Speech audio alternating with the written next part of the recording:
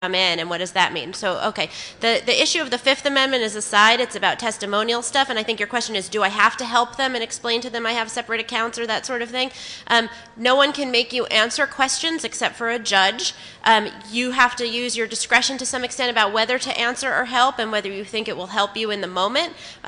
Usually we tell people don't consent, don't talk. There's always time for consenting and talking later after you've had a chance to talk to a lawyer and can, make that a reasoned thing.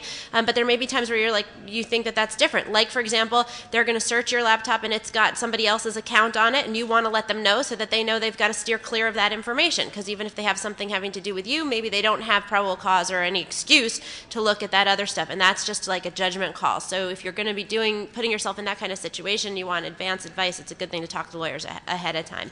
But anything you say can be used against you, so it has to be, taken into consideration. This gentleman here in the white shirt. I was wondering if there was a final resolution of the Rorschach case and whether that had any impact on the... Can you use mine? Kevin's going to address Rorschach. So yes, Stephen Rorschach, indicted for a variety of flavors of fraud related to the marketing of Ensight natural male enhancement. This case in the Sixth Circuit that involved them using these lesser non-probable cause orders under the Stored Communications Act to obtain his email. Mr. Rorschach believes, as we believe, that this is actually unconstitutional and the government should have to get a warrant.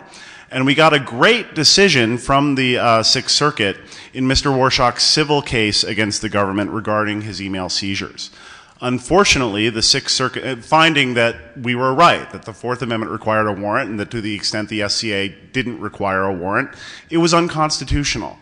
But sort of embodying this trend of the courts kind of avoiding these issues, the Sixth Circuit en banc, the entire panel of judges on the Sixth Circuit, when they reviewed it, said, no, we're vacating that decision. This issue isn't ripe anymore because they're not getting his email anymore.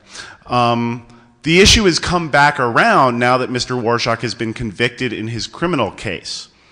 And one of the reasons on appeal why they think that conviction should be overturned is, again, the argument that, well, the emails that they used against him were seized in violation of the Fourth Amendment. So we have, as we did in the civil case, participated as friends of the court on this criminal appeal, and we're awaiting a decision there. And so that is one of the avenues where we're hoping there's a possibility we will get a good ruling on the Fourth Amendment and email protection, but we haven't gotten a decision yet. Thank you. Are we done? Okay. Unfortunately, we're being informed that we're done, and I never go against the goons, so nor should you. So if there's other questions on this topic, I see this gentleman over here, or other topics, then I encourage you to come to our panel tonight at 6. And yes? Oh, we go to the Q&A room now? Okay, we'll go to the question and answer room now, and then also you can come to our panel that's at 6 tonight. So thank you all for coming and for your attention. I appreciate it.